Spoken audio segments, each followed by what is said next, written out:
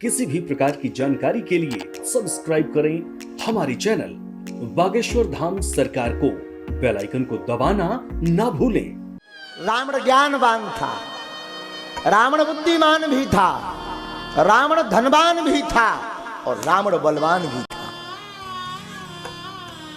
बस बात वही है, सिद्धि शक्ति कृपा धन हो, उसका अगर सदुपयोग ना हो तो किसी काम का नहीं। रावण का विनाश अभिमान में हुआ। रावण की वरना सोच बड़ी ऊंची थी। कोई रावण से पूछता था कि तुम करोगे क्या, तो रावण कहा कहता था कि हम भविष्य में स्वर्ग के लिए सीढ़ियां बनाएंगे। स्वर्ग के लिए मानो रावण कहना चाहते हो कि स्वर्ग के लिए फिर सत्कर्म का प्रयोजन नहीं करना, एक एक राम राम राम राम कहते जाओ, स्वर्ग पहुंच जाओ। रावण का सपना था स्वर्ण में सुगंध हो, सोने में। रावण का सपना था। शायद रावण जीता होता, जिंदा और दिन रहा होता तो ये कर पाता, सोने में सुगंध। और ये तो गलती कर गया रावण को, ये काम तो कर देना चाहिए था। कम से कम किसके घर में कितना है वो बसाई तो देता। हा? रावण का सपना था सोने में सुगंध, स्वर्ग में सीढ़ी। हाँ, रावण का सपना था धुआं की गांठ।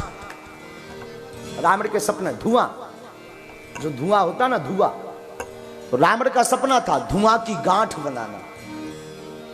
ये रावण के सपने थे। पर आप या कोई हमसे पूछे रावण हारा क्यों, रावण मरा क्यों? वैसे तो आतताई का वध निश्चित है, क्योंकि जो जैसा कर्म करता उसे भोगना पड़ता। कर्म प्रधान है और आप अत्याचार करोगे तो मरोगे ही मरोगे। मरना सबको है, पर मरने की गति होगी दूसरी, दुर्गति से मरोगे। मरने भी दो प्रकार के, सुगति दुर्गति। पूज्य महाराज जी आचार्य जी यहां से पधारे बनारस से, अगर आपके प्राण बनारस में निकले तो सुगति, आपका मृत्यु सुधर गया। और रामायण में अगर कोई हमसे पूछे कि रामायण में मृत्यु किसकी सुधरी, तो रामचरित्र मानस में दशरथ जी की मृत्यु सुधरी। मौत सुधरी तो दशरथ जी की, क्योंकि जब तक जीते रहे तब तक वो राम को देखते रहे, और जब मरे तो राम राम कहे, राम कहे, राम राम कहे राम। मरे तो दशरथ जी 6 बार राम राम कह करके सुरधाम को चले। तो रामायण में अगर किसी की मौत सुधरी तो दशरथ जी की, लेकिन रामायण में अगर उद्धार हुआ तो रावण का भी हुआ। और बात वही बात पुरानी है कि रावण हारा क्यों, रावण इतनी जल्दी मरा क्यों? राम जी ने जब राम को मार दिया तो लक्ष्मण को कहा, लक्ष्मण ये बड़ा सुशासक रहा, ये बड़ा ज्ञानी राजा रहा। लक्ष्मण कुमार तुम एक काम करो, लक्ष्मण तुम इनके पास जाओ, कुछ ज्ञान मिले तो लेकर आओ, राजपाट चलाने के काम आएगा, इसकी नीति काम आएगी। जाओ। हमने सुना। लक्ष्मण जी गए।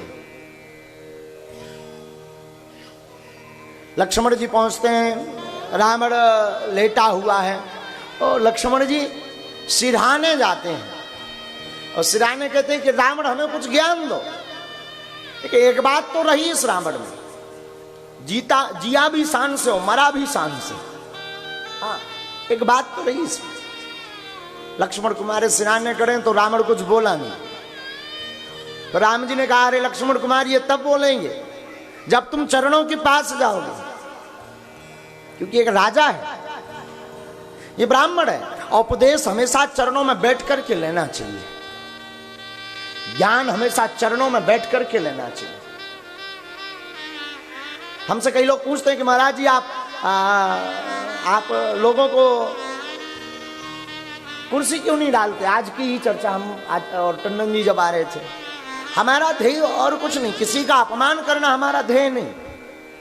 कुर्सी ना डालने के पीछे केवल कारण इतना है कि आप किसी संत महंत गुरु की गद्दी के चरणों में बैठोगे, उनके चरणों पर बैठोगे तो ज्ञान प्राप्त होगा, बराबरी में बैठोगे तो अभिमान प्राप्त होगा। अब ये बताओ आप पाने क्या आए, ज्ञान या अभिमान? किसी महापुरुष के चरणों में बैठोगे तो ज्ञान प्राप्त होगा, महापुरुष के बगल में बैठोगे तो अभिमान प्राप्त होगा। और संत गुरु माता पिता इनके चरणों में बैठ करके ज्ञान जितना मिल सके तो चरणों में बैठ करके ही लेना। भाग्यशाली होते हैं वो जिन्हें माता पिता गुरु और संत के चरण नसीब होते हैं।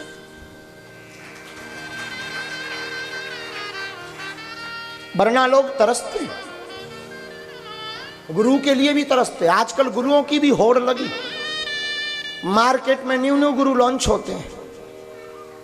एक गुरु जाता नहीं, 4 गुरु बन्नक तिलक के लगाकर प्रकट होते हैं। किसी का लंबा तिलक तो किसी का खड़ा, कई तो हमारे जैसे लंबा 2.5 एकड़ का प्लाट पोत लेते हैं।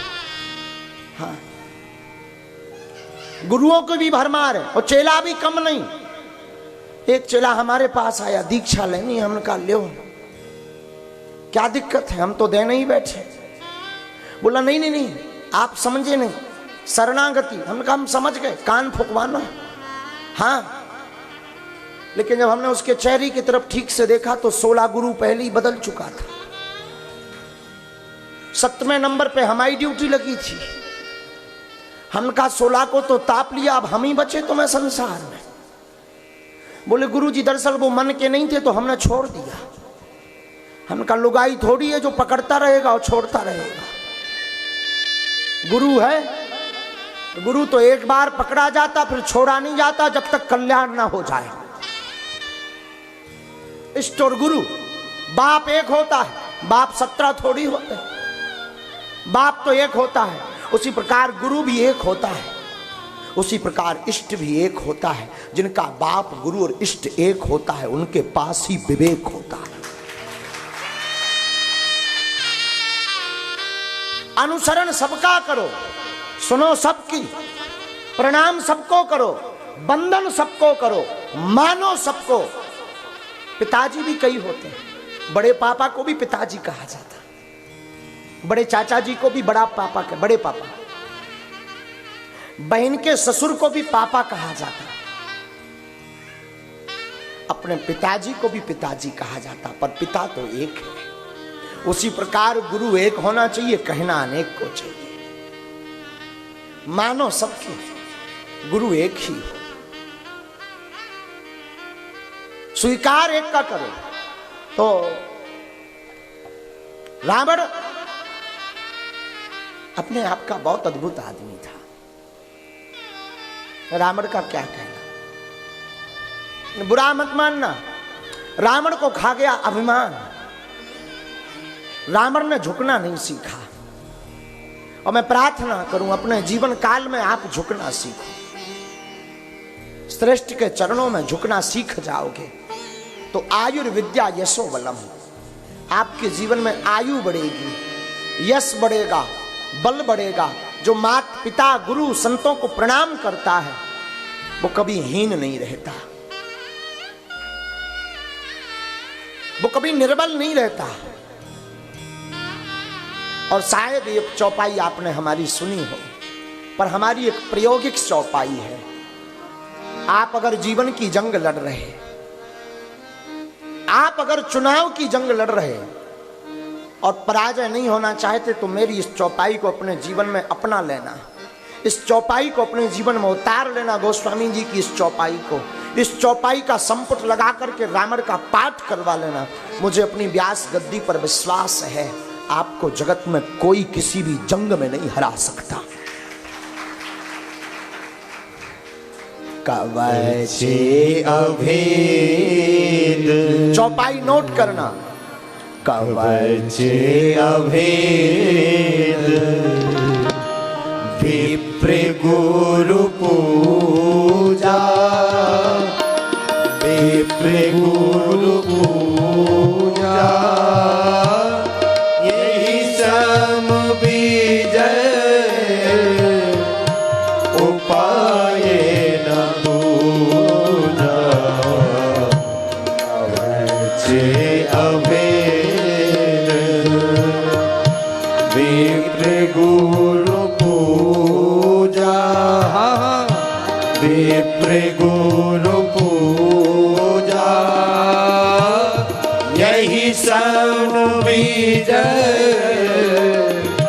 उपाय न दूजा यही सन विजय उपाय न दूजा। अगर आप व्यापार करते सफलता नहीं मिल रही, विजय नहीं मिल रही, तो यह चौपाई पढ़े। अगर आप राजनीति करते और पराजय का भय है, इस चौपाई को जीवन में उतारें। अगर आप पढ़ाई करते, याद नहीं हो रहा, पास नहीं हो पा रहे, तो इस चौपाई को जीवन में अनुकरण करें। अगर आप चाहते कि हमारे शरीर का बढ़िया कवच बने, हमारे शरीर पर कोई शक्ति बुरी बला वार ना कर पाए, तो इस चौपाई को जीवन में उतार लें। बोलना भर नहीं है, पाठ भर नहीं करना, जीवन में अपने चरित्र में उतारना है, अपनी क्रिया में उतारना है, अपने प्रयोग में उतारना है, अपनी दिनचर्या में उतारना है, अपने स्वभाव में उतारना है, अपने व्यवहार में उतारना है, अपने जीवन में उतारना है। और इसमें तुम इसमें मिल जाना, कोई हरा नहीं सकता।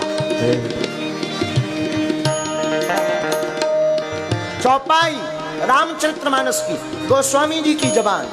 कवच अभेद